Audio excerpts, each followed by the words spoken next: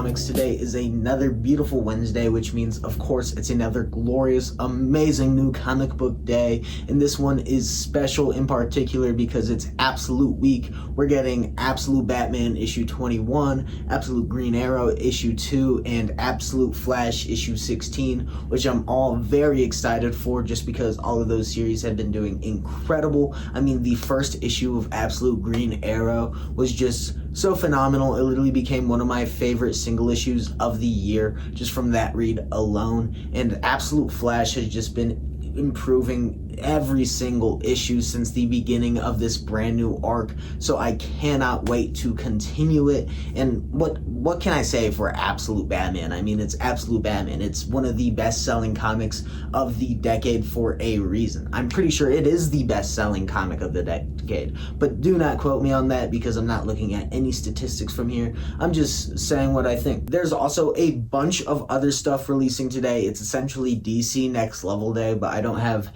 too fat of a pull list for that since I'm only picking up 2 DC Next Level series in the single issue format. I'm waiting for the rest in the trade paperback format just to save a little bit of money. And most of the Image series that I'm picking up this month actually come out today, which is pretty odd, but I'm not complaining. I love what's coming out of Image right now, so I'm always excited to grab a buttload of Image books. However, before I head to the comic shop, there's a couple of things that I want to share with you. First up is, of course, the top 3 polls from last week. I think last week was one of the best weeks that we've had regarding comics this entire year. I mean, the amount of amazing first issues that we had was just truly incredible, and just in general, the amount of peak that came out was just amazing. But getting right into it, I honestly wasn't expecting this to be this high on my list just due to the recent trend of this publisher's treatment of, really massive events. However, they did incredible with this first issue. That is, of course, Avengers Armageddon, written by Chip Zdarsky. But I guess if you give anything to Chip Zdarsky, it comes out amazing.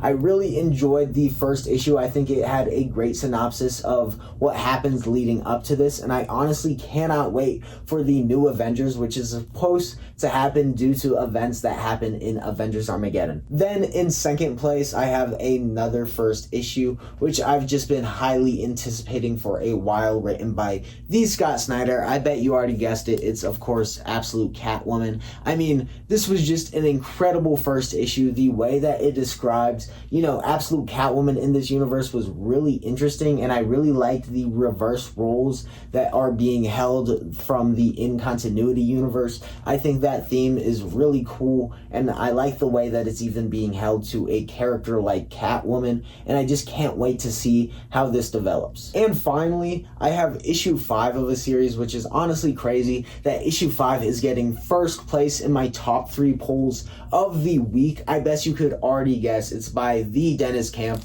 one of the best writers in the comic industry right now. Of course, on his work Bleeding Hearts, published by DC Vertigo. Issue 5 was just an incredible continuation of issue 4. I'm really liking the general political themes that this book is holding. I think there are a lot of things that is happening in issue 5 that is just truly identical to our real life society, and I think you should definitely give this a read if you're interested in that synopsis at all. It's also just about zombies, and zombies books are just always better when they're in the comic format. And before I give you guys a trade paperback recommendation, I also collect records, and I honestly think that music is an essential part to life, so I want to give you guys an album recommendation. And for this week, I am recommending Rubber Souls by the Beatles, just due to the fact that if you're in the Northern Hemisphere, it is the summer right now, and I think this is a great album to just put on and go take a walk or a hike to, or even go fishing, or just some outdoor activity to do with this album is always amazing. And if you're in the Southern Hemisphere and it's winter, I honestly think there are a couple of songs in this album to just help you you feel sad during that winter depression. But don't worry, I still got y'all with a trade paperback recommendation. This week I'm recommending y'all Green Lanterns, written by Geoff Johns. I think this is a Hal Jordan summer, and this is one of my favorite Hal Jordan books. It's also, subsequently a great introduction to him as a character, as well as Sinestro as a villain. It's a super great book. I would definitely recommend reading it. However, the price tag on this is pretty expensive. It's around $35 USD and about 50 Canadian, which is a pretty high price tag, and it might just be beneficial to save up to, buy the omnibus. Who knows? However, with that all being said, I think we should head to the comic shop. And just like that, we are at Time Warp Comic and Games, my local comic shop.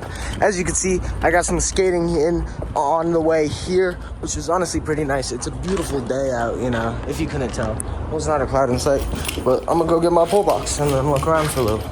Picked up my poles, which were insanely expensive, but now I'm just looking at the recent arrivals. That is beautiful. A pre-200 Daredevil with Wolverine on the cover. That is beautiful. But, mostly just the same stuff.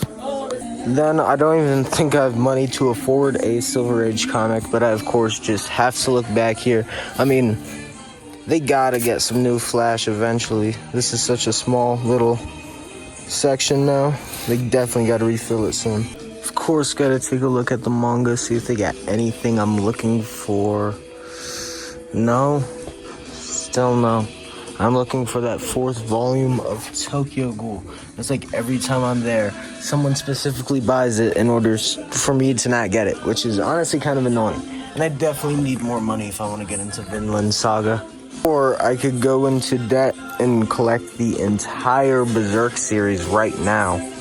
And just like that, this time without the company of back issues, I have a pretty good stack of comics. I got 10 this week, which is definitely a fat stack of reads for me, myself, and I. I'm super excited to get into them and show them off to you because one of these covers are truly sick.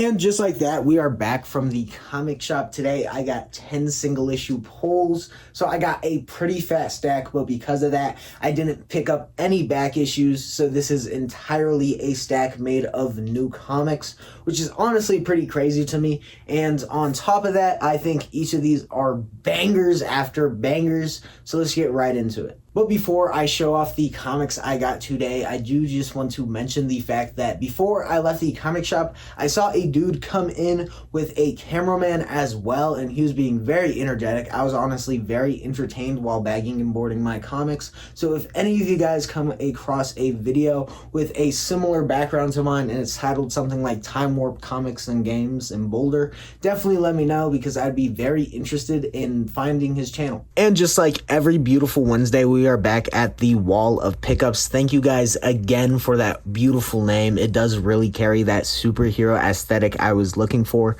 So thank you truly. And I also just want to take some of this time to just thank you all for 170 subscribers. We are already 30 subscribers away from 200. And if you guys were just as amazing as you were when I was just about to hit 100, we're going to hit 200 and 300 in no time.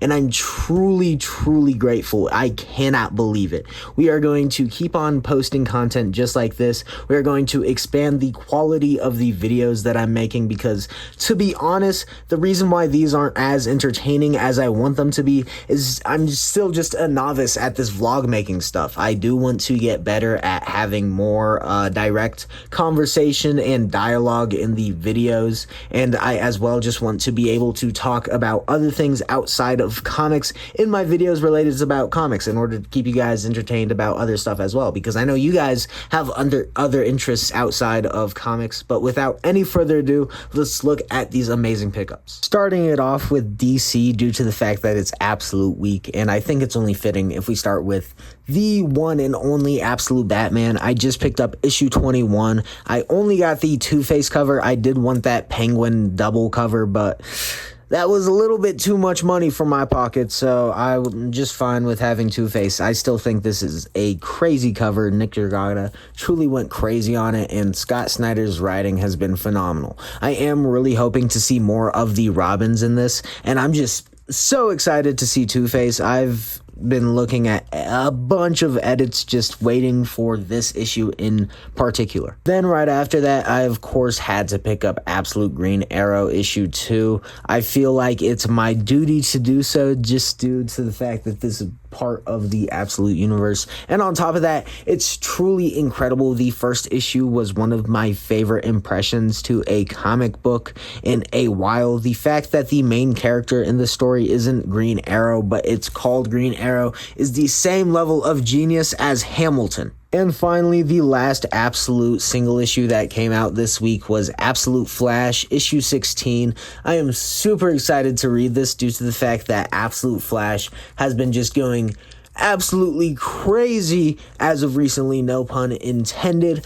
And just by the way that this cover looks, I've been anticipating this one for a while in particular, just because this is a sick cover, dude. And just as I said with the last comic, this is also just a sick cover. And honestly, with comics, you could pretty much judge the book by its cover. Not always, but most of the time, if the cover looks cool, the comic is going to be super cool. So I cannot wait to give this a read, because Jorge Corona's art has been doing phenomenal pairing with Scotty Young's writing. And I guess that makes sense due to the fact that they did Middle West together, but it's really cool to see it on an action comic like Lobo. And finally, for the last of DC, I picked up Batwoman from the Next Level Initiative. I'm really enjoying this series so far, just due to the noir and detective aspects of it. I think those are some of my favorite books in, the comic medium just in general, just because, I don't know, I really like noirs. Sue me.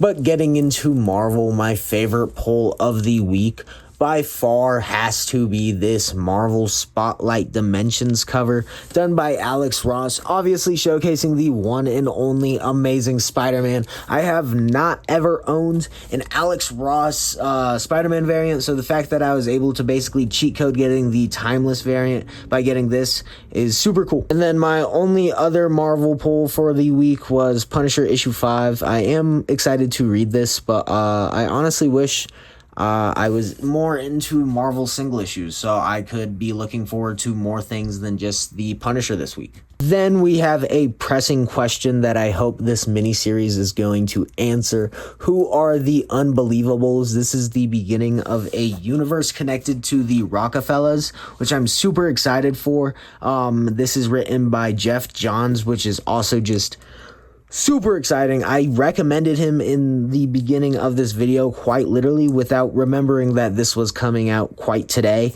And the fact that it was written by Geoff Johns, so I think that's just luck of fate. He is truly a phenomenal writer, and I cannot wait to give this a read. Then another comic that had an amazing first impression on me was, of course, Of the Earth. So I'm super excited to read issue 2. I'm really hoping it keeps that same momentum, but I think that's honestly going to be hard with how rock hard the first issue hit me. And finally, we have the action-packed issue 10 Battle Beast. I'm hoping it's action-packed. I'm not really sure, but by what I've seen, it is going to be that true fight between Battle Beast and Conquest, so I'm super excited. And those are all of the single issues that I got this week. This is possibly one of the longest ways to show you guys $50, I think. I am hopefully going to be getting more back issues later in July, because honestly, next week is also a pretty fat week when it comes to new single issues,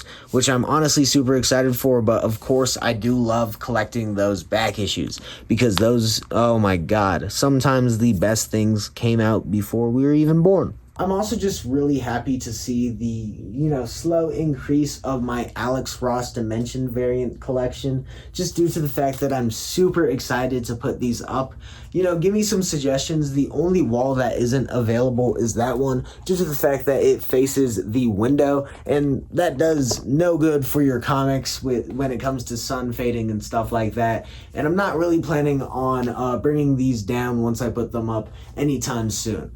However, I am maybe planning on giving this one away to my lovely boyfriend due to the fact that Doctor Strange is his favorite Marvel character of all time, but I really do think that a Doctor Strange Amazing Spider-Man duo on my wall would look pretty clean. But with that, I don't really have anything else to share with you guys or say, so I'm going to cut the video here. I hope you enjoyed. As always, if you did, please consider liking and subscribing. I'll see you guys forever in the next video, and peace out. I also just want to say thank you guys again for almost 200 subscribers, because it's truly crazy. I could not believe we would make it this far in this period of time. It's super cool to see, and I appreciate all of you.